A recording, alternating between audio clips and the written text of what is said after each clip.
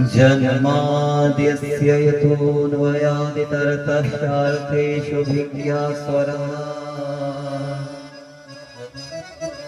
तेने ब्रह्महृदायादिकवये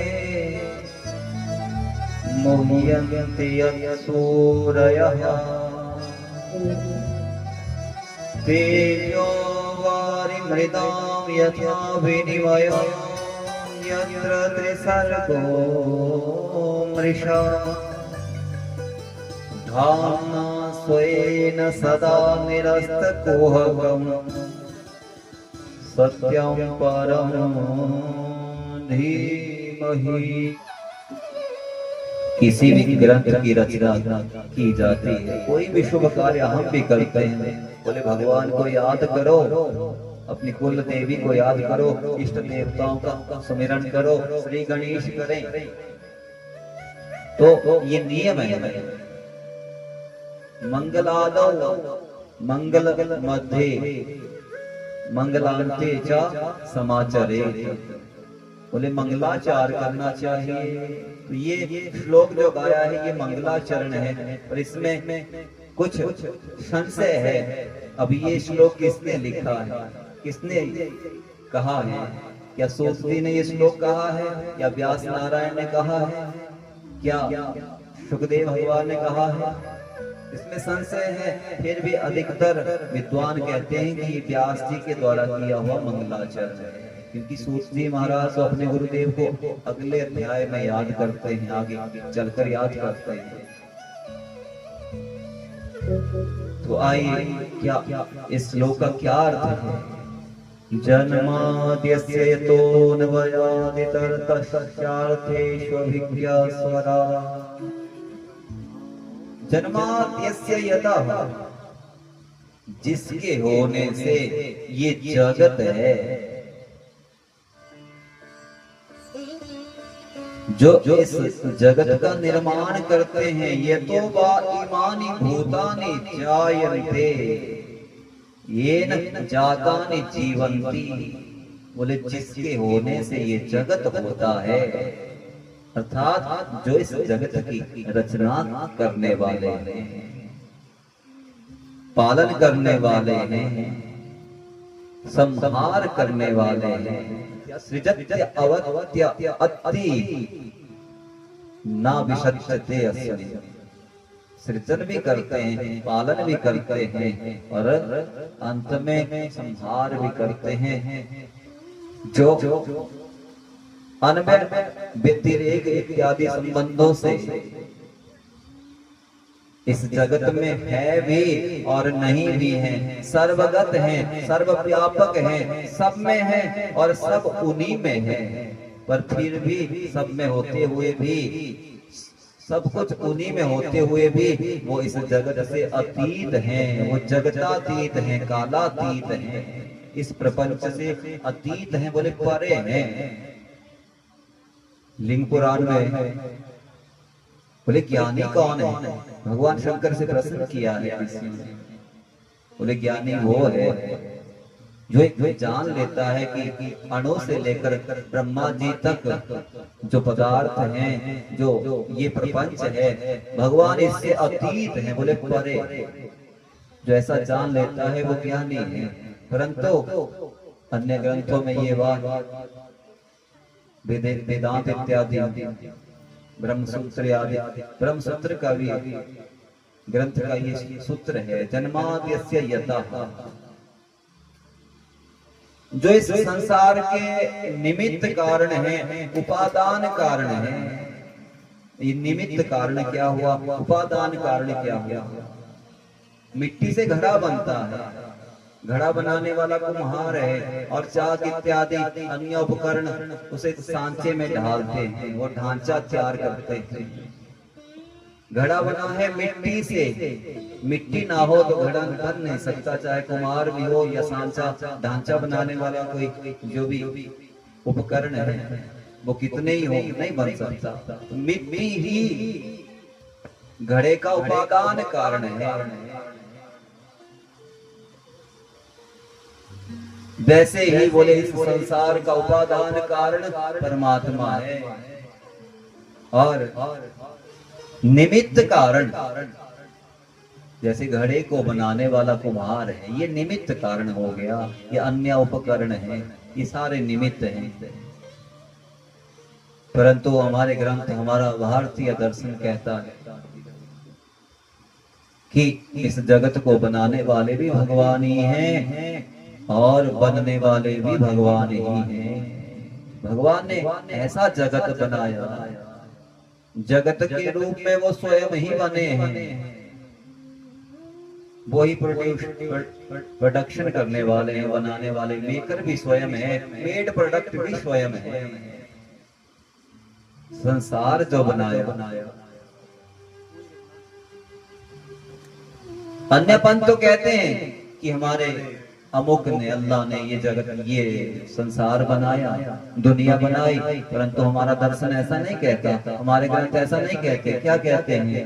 बोले उन परमात्मा ने ही, पार ब्रह्म ने इस जगत को बनाया और स्वयं ही बने हैं, पालन करने वाले भी स्वयं हैं, पालित होने वाले भी स्वयं है, संहार करने वाले भी स्वयं ही है, और संहरित होने वाले, जिसका संहार किया जा रहा है वो स्वयं ही है।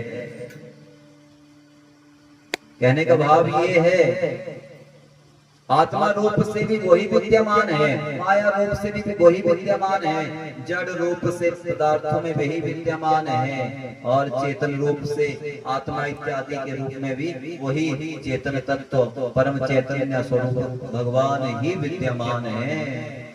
हर कण हर क्षण परमात्मा से सन्नद्ध है, ऐसा कोई कण नहीं जिसमें वो परम तत्व नहीं है, और ऐसा कोई क्षण नहीं जब वो नहीं है। सब काल में, भूत भविष्य वर्तमान में वो उसकी सत्ता है, और सब में है, कोई भी पदार्थ उससे अछूता नहीं है। इतना होने पर भी जो इससे अतीत है, अलग है, परे हैं, इसी में लिप्त नहीं होते हैं। सारे पदार्थों को जो जानने वाले हैं, स्वराट, और उन्हें ये सब कार्य करने के लिए किसी की सहायता की आवश्यकता नहीं है, किसी के ऊपर आश्रित होने की आवश्यकता नहीं है। स्वयं एव प्रकाशेन राजते सामर्थ्येन राजते इति स्वराट, वो स्वराट है, उन्हीं से माया, उन्हीं से महत्त्व इत्यादि, अहंकार इत्यादि, पंचभूत, इंद्रिय इत्यादि सृष्टि क्रम में आप आगे सुनेंगे, उन्हीं से सब होता है, वो किसी से नहीं होते। बोले ऐसे जो परमात्मा है, जिनके ज्ञान के विषय में बड़े बड़े ज्ञानी भी मोहित हो जाते हैं, छोटे मोटे देवताओं की या मनुष्यों की तो बात ही क्या, यहाँ तक कि ब्रह्मा जी भी उनके ज्ञान के विषय में मोहित हो जाते हैं। कहा गया है कि उनके ज्ञान के विषय में मोहियन्ति यत् सूरयः, बड़े बड़े ज्ञानी भी मोहित हो जाते हैं। जे ही सृष्टि बनाई विविध रचाई, संग सहाय न तुजा। और कैसे बनाई, उनकी माया कैसी है।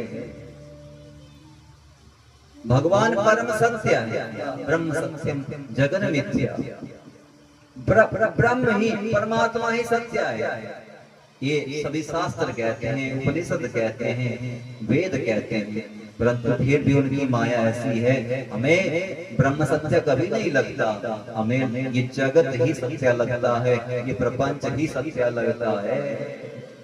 तेजो वारिमृदां यथा विनिमयो, जैसे बोले मरुस्थल में, रेगिस्तान में कोई सूर्य की किरण किसी रेत के कण पर पड़ती है, दूर से हमें ऐसा लगता है जैसे वहां जल है, परंतु वहां जल नहीं है। रज्जो यथा हेर भ्रमा अहेर भ्रमा, सर्प का भ्रम हो जाता है, ऐसा लगता है कई बार कोई रस्सी पड़ी होती है, अरे बाप रे ये तो सांप आज काट लिया मुझे, अंधेरे में ऐसा हो सकता है, परंतु जब देखेंगे प्रकाश करके, अरे नहीं नहीं ये तो रस्सी थी भैया। वैसे ये जगत असत्य है, मिथ्या है, फिर भी हमें यही सत्य लगता है।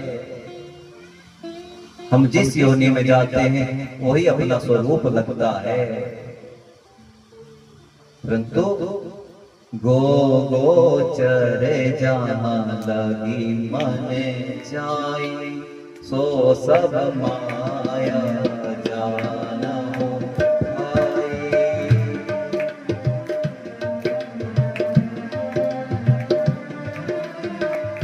गोचर जहाँ लगी मन जाई, सो सब माया जानहु भाई।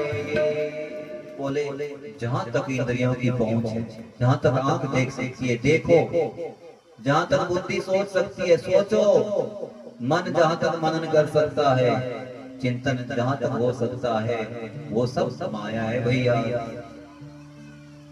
तो ये बोले माया कैसे? त्रिसर्गो मृषा, जिसमें सत्व गुण, रजो गुण, तमो गुण, इन तीन गुणों से बनी हुई सृष्टि, सृष्टि स्थिति और प्रलय, ये तीनों ही है तो मृषा, परंतु अमृषा लगते हैं। मिथ्या होने पर भी ये सारा प्रपंच सत्य सा भाषित होता है, ऐसी जिनकी माया है। और वो जो धामना सोए न सदा निरस्त को, उनके सामने कोई माया टिक नहीं सकती, कोई कपट, कोई कुहक, कोई अंधकार, कोई अज्ञान, कोई कोहरा उनके सामने टिक नहीं सकता। ऐसे वो परमात्मा है, चाहे देवताओं की माया हो, असुरों की माया हो, दानवों की माया हो, मनुष्यों की तो बात ही क्या है। पूतना माया रूप बना के आई थी, भगवान ने आंखें बंद कर ली, बोले आंखें खोलूंगा तो टिक नहीं पाएगी।